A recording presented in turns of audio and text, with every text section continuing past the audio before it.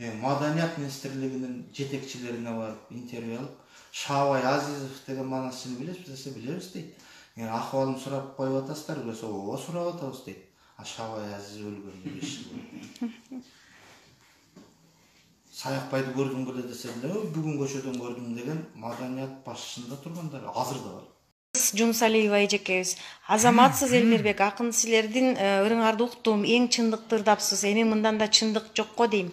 Ушул сиздин ырыңызды эшектер угуп, акылдарына келишсе болмок. Эми бардыгы акчага карап чечилип аткан болсо, демек ошол акча дегенде сыйынып, ошон үчүн кайрылуумда сап жүрбөйбү? Акчаны көрсө жыгылып, атасындай сыйынып, ак үйүңдагы бир байкуш дегенде.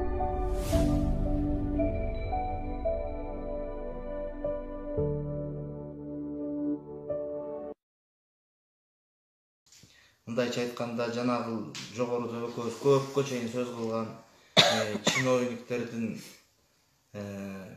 каерде болсо ошол жерде ырдап беришип, анан кийин наам сыйлыктарга чейин жеткендер мамлекеттик. Көп табабыз. Мен баламдай үйдө жашайм. Келип журналисттер тартып кеткиле. Машинем мындай, дарбазам мындайдан жасалган. 2 кабат ставкам меники деген аябай кымбат. Мен мынчага барам. Бир жерге ырдаганга.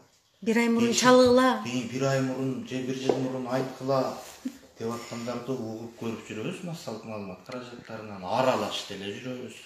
Сүзүшө калып деле кетип атабыз кээ бир жерлерде. Мына ошондой нерселерди дегеле биздин соңку бийликтин дагы бир эрдиги ушундайларды аябай катуу сыйлашат да. Ой, айрыкча аябай катуу сыйлашат ошо баягы сулуулугуна, сыртына карап ого бетер. Анан ойлонушса ошолор, ушул кезде эле манасчылар кандай күн көрүп атат экен. Манас эле дейбиз. Биздин манасыбыз бар деп биз билсек билбесек деле сүйлөп коебуз.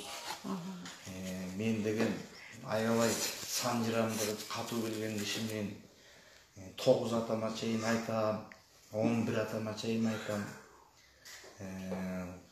Ырларды жазып ийем дегендер бар экен. Автор болушкандар бар экен. Бул ырдын мен автор деп койсоңор деле болот дешип атышат. Башка авторго таандык эл билген ырлар.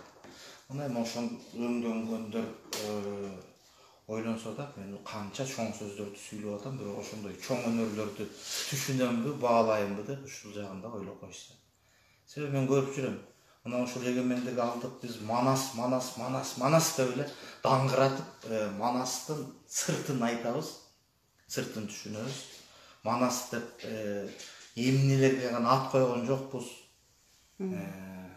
Анан кийин бирок бир сыйрагын окуп көрдүм беле. Ал эмне же угуп көрдүм беле манас. Манасчы деген кандай болот? Анын көргөн түшү кандай? Күндөлүк аткарган иши кандай?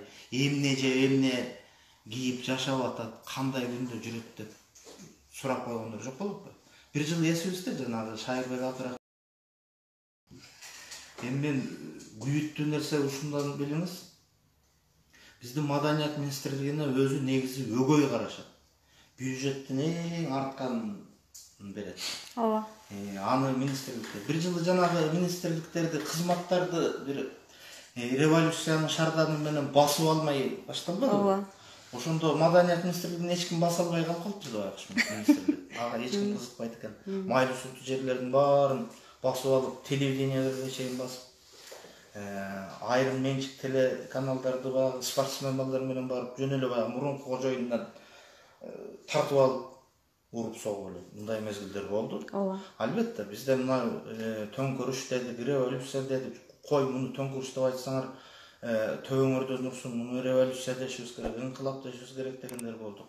Жок, инкылап меселе көңтөрүш, төңкөрүш болуп кетти дегендер болду. Муну да саясатчылар бажылдап атышты. Мен үчүн ырас эл көксөзүндөгү революциясынын инкылабын жасап берди. канын төгүп жасап берди. Канын төгүп. Бирок ал ким үчүн жасашканын билбей калышты. Кимдер үчүн жасаган. Мына ошондойнан жанагындай басып алууларын, башкалары болбой койбойт экен. Жананча топтун ичинде арамы да, адалы да аралаш жүрөт экен. Анан ошондой баскынчылары басып, ушинтип алып кызматтарды. Ошо кездерден тартып ошо Маданият министрлигине айтып атпаймынбы, басылбай калыптыр, аны да эптеп басышкан да топ. Анан ошентип барды, бирок ушул күнгө чейин өгөй санаганы бир. Экинчиден бир маселе бар. Ошону айта кетейин Маданиятта кызматкерлери. Мен ушу Маданият жагында жүргөндөн кийин эл артисти катары, эмеде бизди жоюп салса деле айырма жок болуп кала турган болуп калды Маданият министрлиги. Себеп дегенде же мамилени кылгандай кылып, анан ошол жерге ошондой кадрларды алып келип, анан жакшылап иштай кылбайбы? Антпесе жөн гана түздөн түз башкача чара көрсө болот. Жерлерде клубтар, китепканалар бар да. Аты бар, өзү жок. Ооба. Китепканачы да бар, бухгалтери бар, кароолчусу бар. Кээ бир жерлер бийик тоолуу аймактар деп алып, жогорку айлыктарды алышкандар да бар экен. Ооба. Карап көрсөң, ал клубтарда кышкысын мал кыштатат. Же бир кулпуну салып койгон, эч ким эч нерсе. Ал жерде Маданият турат, кызмат. Ушуларга менимче кыскартуунун зарылдыгы бар болуш керек экен. Ошентип туруп ал көрө бюджетти мынчалык аз бөлгөндөн кийин анда ошондой ашык баш нерселерди кыскартпайбы да, мындай майнактуу жагына жумшатса жакшы болот. Чаканыраак кылып. Эми айткан ооз жаман сезилиши мүмкүн.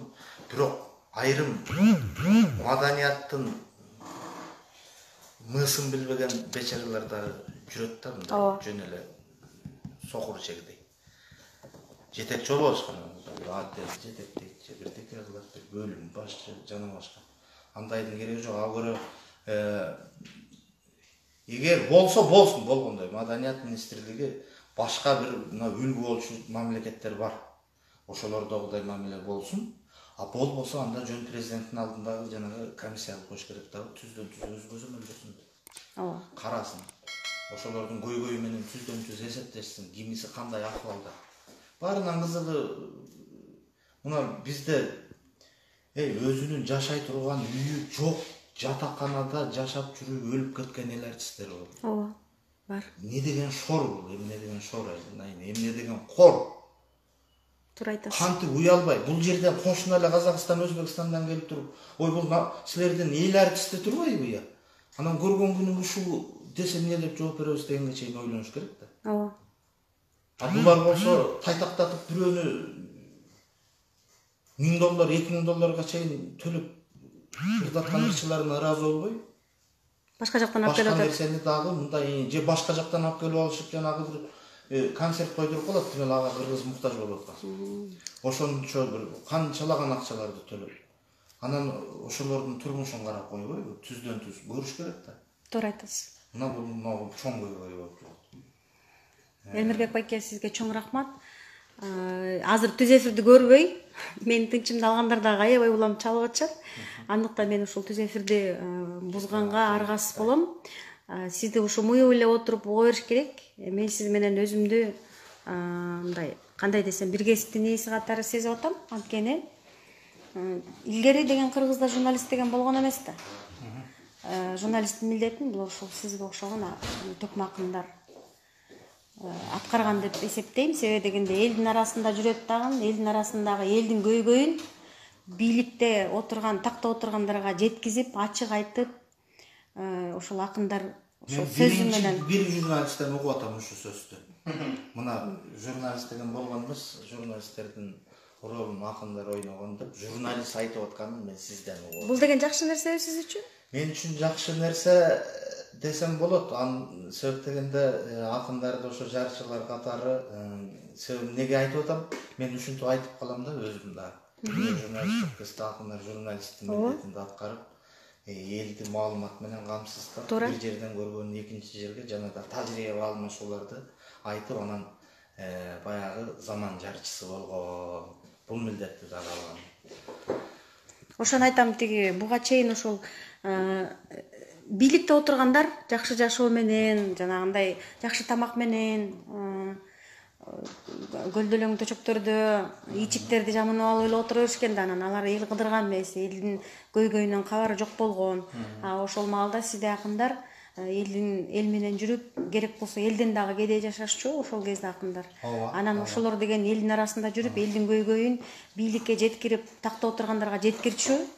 Анан ошон үчүн мен экөөбүздүн кесибибизди мындай тууган кесип деп айтам, эгиз кесип деп айтам. Анан кийин деген ошон үчүн мүмкүн өзүмдү бүгүн ушундай жүрөгүм сүйүп, жүрөгүм өзүн жакшы сезип аткандагы нерсени сезип атам да мен ошол жерде.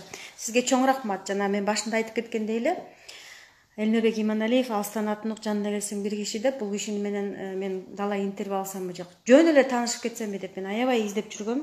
Анан издегенде дагы ал менин издөөлөрүм жана жыйынтыксыз болуп чыгып аткан. Себеби дегенде сиз ушул жерде Бишкекте мен жанымда жашасаңыз деле баары бир кол жеткис адам экенсиз. Анан акыркы колум жетти. Сизге чоң рахмат. Сиздерге да рахмат. Чыгармачылык ийгилик болсун. Ар качан ушундай эркин журналистмин деп тааныштырдыңыз өзүңүздү биринчи. Ошол эркин деген нерсеге дагы бир мен кошумча кошуп коеюн, элдик журналист болуңуз. Айтканыңыз келсин рахмат. Көз карандысыз журналист катары мен өзүмдү көрсөтүп жүрөм. Анан эркин элдик журналистика деген болуш керек Кыргызстанда. Себеби дегенде жеке компаниялардын, жеке масалык маалымат каражаттардын өзүнүн кожоюндары бар экен, сиз айткан депутат байлар.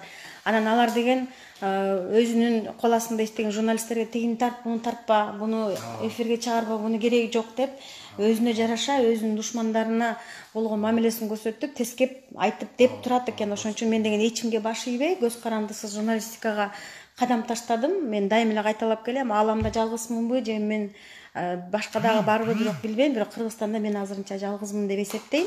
Андыктан чоң рахмат. Биз менен дайым жакшы, жакын, тыгыз алакада болуңуз. Бизге сиздердей көз карандысыз эркин журналисттер ар качан керек. Өзүңүз айткандай эгизбиз биз. Айтканыңыз келсин. Чоң рахмат балдар, силерге дагы чоң рахмат. Элмирбек байке, сизге бекем ден соолук каалайм. Кадамыңыз арыштай берсин, чыгармачылыгыңыз ташкындап аша берсин. Кыргыздын кайсы жерде кыргыз жашабасын, ошол кыргызга сиздин үнүңүз ар дайым жетип турсун. Анан кечегидей ырлардан дагы көбүрөөк чыгарып туруңуз. Анан сиздин ушул бала чакаңыз өркүндө өсүп, көбөйүп, анан кийин деген ошол ар биринин концертине чакырыңыздар, мен барып өзүмдүн салымымды кошуп, элге көрсөтүп, элге жеткиргенге мен аракет кылам. Урматтуу достор, мына түз эфир аяктады. Мени менен аягына чейин болгонуңуздар үчүн сиздерге чоң рахмат. Элмирбек Иманалиевке окшогон жакшынакай Кыргыздын сыймыктанган залкар адамдарынан интервью алганга мындан ары дагы даярмын. Буюрса, Кудайым кааласа, кийинки эфирден көрүшөбүз. Жакшы.